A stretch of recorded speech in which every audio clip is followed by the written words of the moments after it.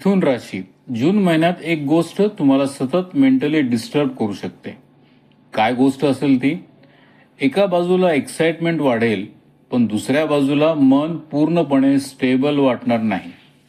आणि कदाचित तुम्ही सुद्धा हे नोटीस केलं असेल.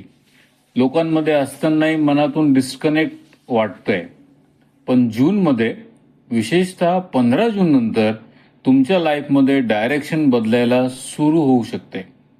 पण इथेच हिडन प्रेशर आहे, कारण कन्फ्युजन पूर्णपणे संपणार नाही आणि त्याकडे जर दुर्लक्ष केलं तर रिलेशनशिप आणि करिअर दोन्हींमध्ये टेन्शन वाढू शकते.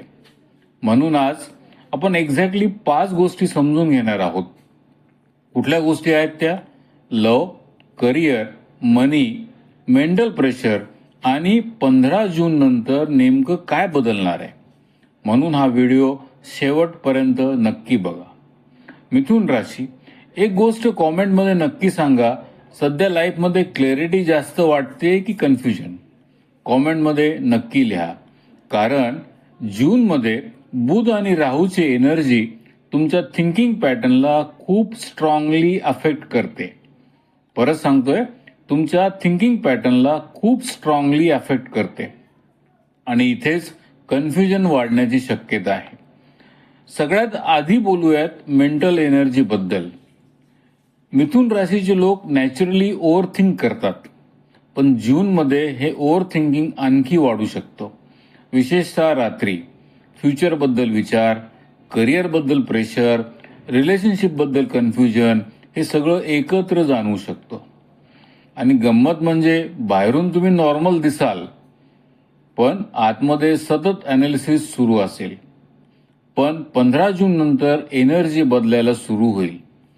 करिअरच्या बाबतीत जून महिना एकदम इम्पॉर्टंट आहे.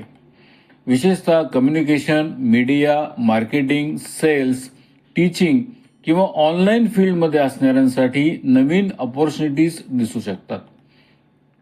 याचं काय कारण असेल? कारण बुधाची एनर्जी. बुधाची एनर्जी तुमचं कम्युनिकेशन पॉवर वाढवते, पण राहू त्याच वेळेला डिस्ट्रॅक्शन सुद्धा वाढवते. म्हणून एकाच वेळी खूप गोष्टी सुरू करण्याचा प्रयत्न करू नका, नाहीतर फोकस तुटू शकतो. आता सर्वात इमोशनल भाग, लव आणि रिलेशनशिप. मिथुन राशी ज्यांच्या रिलेशनशिपमध्ये मिक्स्ड सिग्नल सुरू आहेत, त्यांच्यासाठी जून इमोशनली कन्फ्युजिंग ठरू शकतो. कधी समोरची व्यक्ती खूप क्लोज वाटेल, तर कधी अचानक एकदम दूरची वाटेल. आणि प्रामाणिकपणे सांगायचं तर यामुळे मेंटली तुम्ही थकून जाल आणि मेंटली तुम्ही खूप डिस्टर्ब होणार. कारण या सगळ्यांच्या पाठीमागे एकच कारण आहे, तो म्हणजे राहू. तो काय करतोय? इमोशनली तुमची क्लॅरिटी कमी करतोय. आणि बुध काय करतोय? बुध तुमची ओव्हर थिंकिंग वाढवतोय. पण 15 जून नंतर एक इंटरेस्टिंग शिफ्ट दिसू शकतो.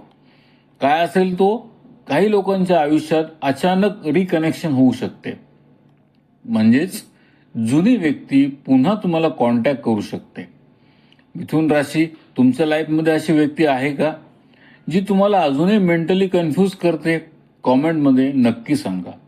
वैवाहिक जीवनात कम्युनिकेशनला खूप महत्त्व आहे, कारण छोट्या छोट्या गोष्टींनी मिसअंडरस्टँडिंग होऊ शकतात आणि हळूहळू त्या मोठ्याही होऊ शकतात.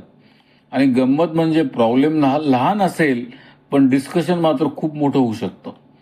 मनी आणि बिझनेसच्या बाबतीत जूनमध्ये अचानक आयडियाज वाढू शकतात, पण प्रत्येक आयडिया प्रॉफिटेबल असेलच असं मात्र नाही.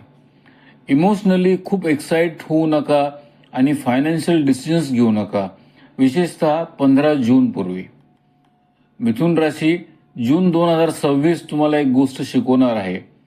क्लॅरिटी बाहेरून मिळत नाही, ती आतून तयारी करावी लागते. आणि कदाचित या महिन्यात तुम्ही स्वतःला नव्याने समजून त्या गोष्टीची तयारी सुरू कराल. कारण जुलैमध्ये हीच एनर्जी आणखी मोठं इमोशनल टर्निंग पॉइंट घेऊन येऊ शकते. दिवसभरात अनुभव आला तर या भविष्याची आठवण ठेवा आणि तुमचा अनुभव कॉमेंटमध्ये नक्की सांगा. अमोघ चॅनलला सबस्क्राईब करायला विसरू नका. पुढच्या दिवशी पुन्हा भेटूया अमोघ चॅनलवर. धन्यवाद.